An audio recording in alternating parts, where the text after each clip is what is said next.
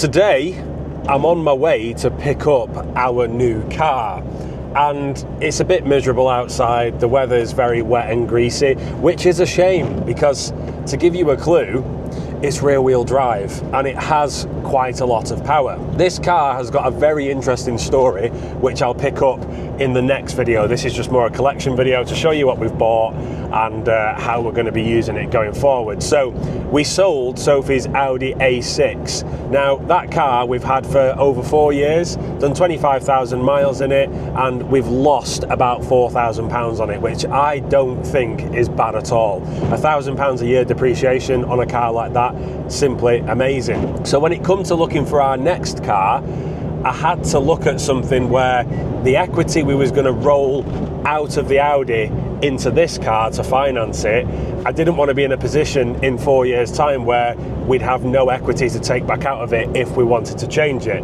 Being absolutely honest, I don't think we will ever change this car because it is something very special. We're on our way to Wakefield, and the place we are heading to is Sytner Select. Now, there'll be people in the comments going, oh, Sytner Select, it's obviously not approved used.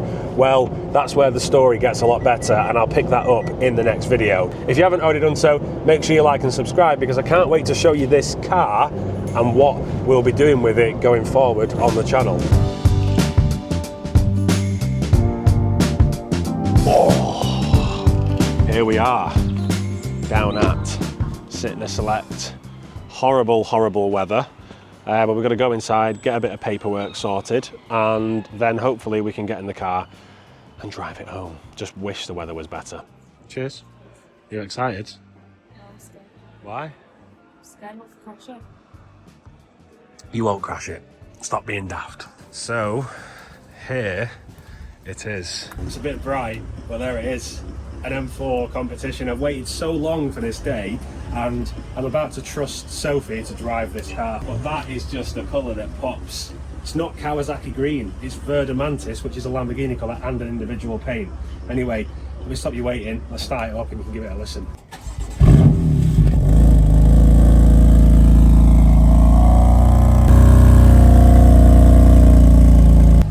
Are you buzzing? Yeah. Are you? Yeah. I'm driving it first. No, I am. You're not? I am. Oh, mate. So there we go. We have our new M4 in the family, and Sophie's going to be driving it back, and that's mainly because I can't drive it the way I want to drive it with the weather. I have fully drawn the short straw here. Big lumpy diesel with knobblies, and she's in an M4. Treat your women right, guys. Full tank of fuel coming her way. How much is it?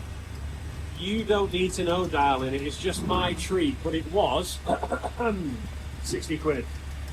That's not bad. As we set off back home, I hoped the weather would clear up, but it didn't for 3 months. Yes, 3 months. That's because there has not been a gap in the weather. There has been nothing. I live in quite a high elevated area on the outskirts of Manchester, and we have had rain, snow, wind, ice, hailstone. There's been grit all over the roads. We've just not had a break in the weather, not even to the point where the sun has come out until March, and that is why I am filming this car today. I just want to say as well, the colour that you're seeing on screen doesn't do this car justice. It is absolutely impossible to photograph. I'll overlay a picture now that I took on my iPhone, and then I'll overlay a picture that I took on my very expensive DSLR camera, and you can just see how the different sensors and different cameras make this colour look a bit different. And according to MDataWorks, there are only 17 in this colour in the UK and around 30 in Europe, but more particularly in this spec, 5. I am one of 5 people to own a Verde Mantis F82 M4 Competition. And at first, I wasn't a fan of this colour, But then it grew on me, and then we got down to the negotiations of purchasing this car, and then it grew on me even more than it did before. Now, in the search for an F82 M4 Competition, I looked at several of these. In fact, I think I went to see about 12 of them. Every single one had some sort of issue with it. It was either a really new car and it had had something silly like 8 owners with like only doing 10,000 miles, and I thought, well, it's obviously been clocked. There was cars I saw that had done 20,000 miles, but the seats and the steering wheel looked like they'd done 100,000 miles with how worn they were. There was cars I looked at that had bald tyres on the rear, and I spoke to the dealer that if we were to do a deal, would you put new Michelin tyres on the back? They said no, they'd put like green stars on or something. And I just thought, you can't do that when there's 450 horsepower going through those back wheels. Now, throughout my search for an F82 M4, I had a very strict criteria.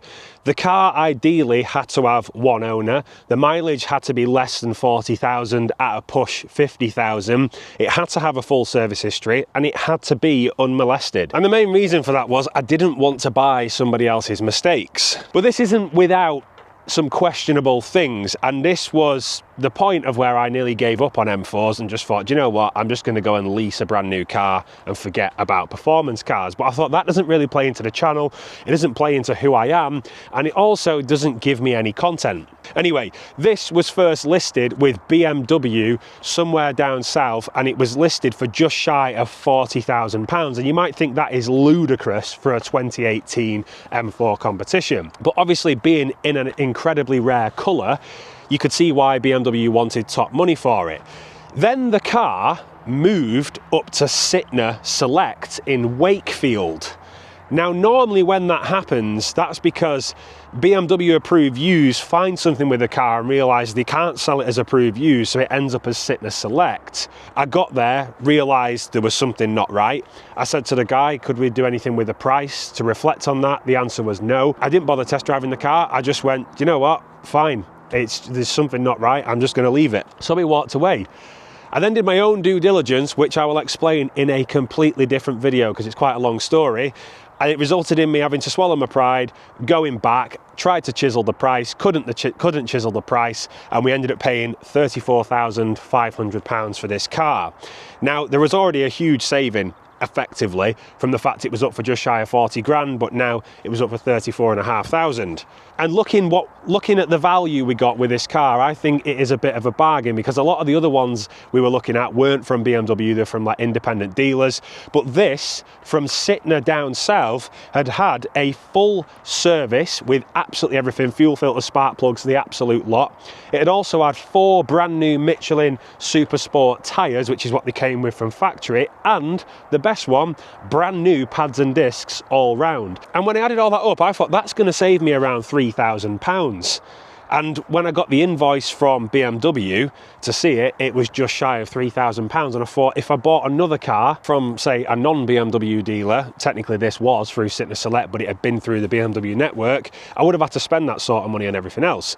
So here it is. This is 2026. This is my Verde Mantis F82 M4 Competition. And this is going to take me on a different path with my content, because the other contender I was looking at buying was a Gen 1 Audi R8 V8 Coupe manual. And we looked at a few of those as well, and what put me off that was the mag ride issue, could be 10 grand, pads and discs, 2 grand, the air conditioning cooler thing that goes wrong where the engine has to come out could be 6 grand. And as much as they're affordable to buy, running them is a totally different story. So the F82 M4 was a happy medium. Yes, it's got 4 seats, it's a bit more practical, it's not as desirable as a Gen 1 Audi R8 Coupe, but looking at this car in this colour with the carbon features, I'm absolutely over the moon with it, and I can't wait to get used to it, because I also wanted a car that was going to challenge my driving. I'm so used to having 4-wheel drive cars, front-wheel drive cars, and just hitting the accelerator pedal and you're just staying in a straight line. I wanted something that I could take on the track, and if the back end got a bit twitchy, I could teach myself how to correct it, and that is something that this car is. It's a car that teaches you to be a better driver, it teaches you to be a more sensible driver, and it gives you a lot of skill, and it's also incredibly fast. So I'll just switch to POV and I'll show you around the car. Obviously this green is not coming across the way I can see it right now. I've even adjusted the camera settings. It's not coming across the way I would like it, but obviously we have the carbon rear diffuser down there. We've got the carbon lip spoiler, black badging, which is how you tell if it's a competition or not. We have the 666M wheels, brand new pads and discs at the back there. The front, brand new pads and discs, 360 cameras. We've got factory carbon fibre mirrors where slight little bit of lack appeal there, which we'll sort. We've got the carbon roof, but then the best bit is, which I thought was an aftermarket modification, we have the M Performance steering wheel, but there is a little ching on it up there where someone's caught it with a watch, or they've just gone too hard with a magic eraser to clean the wheel. So I probably will get that refurbished. If anyone wants to sponsor that, let me know in the comments. But obviously very, very clean interior, slight tiny bit of bolster wear here, but nothing major. Every single one I looked at had that. These badges, they've sort of delaminated in the back, so I am going to replace them, but they're quite expensive, and I'm in two minds to change them to the G series badges because they look better, but then I'm going down the route of modifying it. And like many M4s, rear seats never ever been used or sat in. We have real factory carbon fibre gear selector, carbon fibre on the centre console, and we've got carbon fibre on the dashboard. They are all factory options. And the other thing I will say is, when I release the next video explaining why I ended up buying this car and the due diligence that I did, I got in touch with the previous owner and I asked him if that steering wheel was an aftermarket modification. It wasn't. I also said to him, why didn't you go for the ultimate pack? And he said, because you couldn't have the M Performance steering wheel as a heated steering wheel, and the only difference really was the lights and some other stuff inside. And he thought, what's the point? I prefer the look of the other steering wheel. And he's absolutely right. I think it completely changes the interior of that car. Now, there are a lot of them where people have wrapped them in Alcantara, but that is a factory BM steering wheel, and if you look on eBay, they're very expensive to buy, so I'm glad that it come with that. Have the factory carbon splitters on the front. You can get these done in carbon, but I'm not going to bother with that. I just need to change my plate now because this is the one off my truck, so I need one without the holes there. And I did want to do a smaller plate on the front, but I can't because whoever put the plate on, they've drilled straight through into the paintwork, and trying to get Verde Mantis paint matched is an absolute nightmare. But the subtleness of the carbon fibre roof, I just absolutely love the contrast between the green and the carbon. I think it looks fantastic. Now, don't get me wrong, this is by far the most expensive car and fastest car I've ever owned, albeit it's used, but back in the day, this was nearly 80 grand, this car, and I don't think I'll be in a position, certainly for a long time, to actually go and spend 80k on a car. So that is why I've gone down the used route.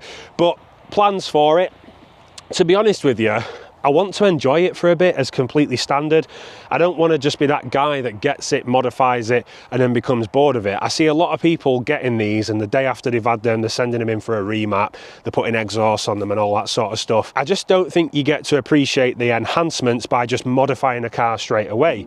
In April, I'm planning on doing a huge road trip in this car, and in fact, I'm going to be doing another one in September, and it involves driving to Europe through the French Pyrenees, the Swiss Alps, Germany, going to motor museums, staying at hotels, just seeing Europe in a car that was born in Europe. And to make sure I don't get lost, I'll be using the Mivia app, which is totally free to download, and there is no daft paywall to access it. It will even show you where the cheapest fuel stations are, and in today's climate, I think we all need it. You can post photos, find the best driving roads in the world, create your own route for others to follow. You can book hotels that are always cheaper than booking.com and sometimes up to 40%. It will even remind you when your MOT and service is due. It also offers you large discounts on services and products, and you can even check out other people's cars in their virtual garage. But when you do download it, make sure you don't forget to follow me.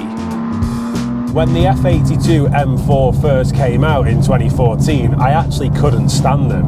I just thought they were ugly, they were boring, they looked a little bit girly, and I thought, what is the hype that everyone is going on about? It's literally a 3-litre twin-turbo petrol car with about 400 horsepower, and it can't put it down because it being rear-wheel drive. But if we fast forward now into 2025, I've ended up owning one, and I know that sounds a bit controversial considering that I've just said I didn't like them, but they have massively grown on me. And I think it's that when you start looking up a little bit closer on the car, you realise it has all these like hidden subtle features, like the carbon fibre roof, the carbon fibre splitter, carbon fibre diffusers. It's got all these little hints of carbon around the car, and you don't actually appreciate an F82 M4 until you stood next to one. And then obviously when you lift the bonnet, there's more carbon under there. But what I didn't realise when these cars first came out was just how throaty the sound can actually be. Now, people do say they sound a little bit like a generator on startup, and yes, when you video it on a camera it does come across that way, but in person it doesn't sound like that. But what I didn't realise was when you put it into Sport Plus mode and the valves open on the exhaust, is just how much it crackles and pops on the downshift.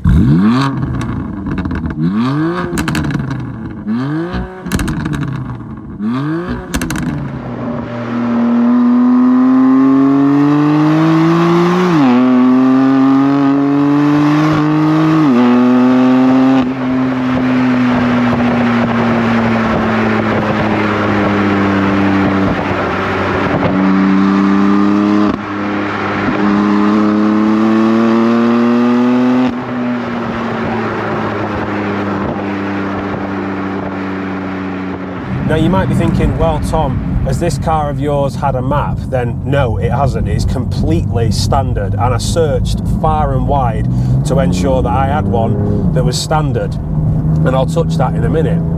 But the way it pops and crackles on the downshift, I never knew that they did that, and I kind of ignored it, and I suppose it's my own fault. The point I'm trying to make is the F82 M4 for many years to me has been such a dull car. Even when it first released and there was the odd Yasmarina blue and Austin yellow one floating about, I never really found them interesting. That only changed when I started looking for one. Funny that. Because if you've never looked at a BMW M car, you simply don't get it. To everyone else, it's just another car with a bit of noise out the back. And in my case, the colour as well. Then in 2016, when BMW announced the competition pack, things got a little bit different. It came with the 666M wheels, you got the different bits of carbon inside, you got the adaptive suspension, all sorts of little subtle things, and it wasn't too much more money. But a lot of people have slagged off the competition, saying that the suspension is too stiff when in sport mode, and I have to agree, on roads it is, but on track it's really good. Now, 450 horsepower through the rear wheels with a 0 to 60 of around 4 seconds.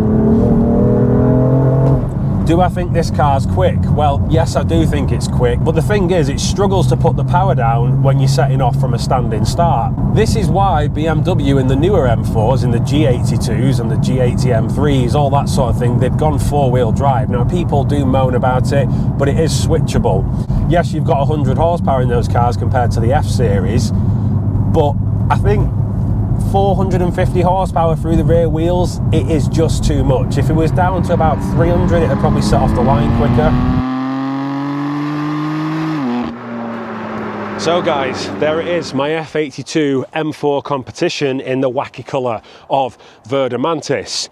Not going to lie, the only regret I have right now is that I've gone from a 2-litre diesel that was capable of doing 75 to the gallon on the motorway to something that's capable of doing about 9 to the gallon when you get a bit excited. And that is quite daft in today's fuel crisis. There is one thing we brushed over in this video, and that is the service history, and we'll pick that up in the next episode of where I explain it, because I very nearly didn't buy this car because of it. But I did my own due diligence, and I'll show you how to do that as well, because you actually might end up getting a bargain where the dealer has missed something and you haven't.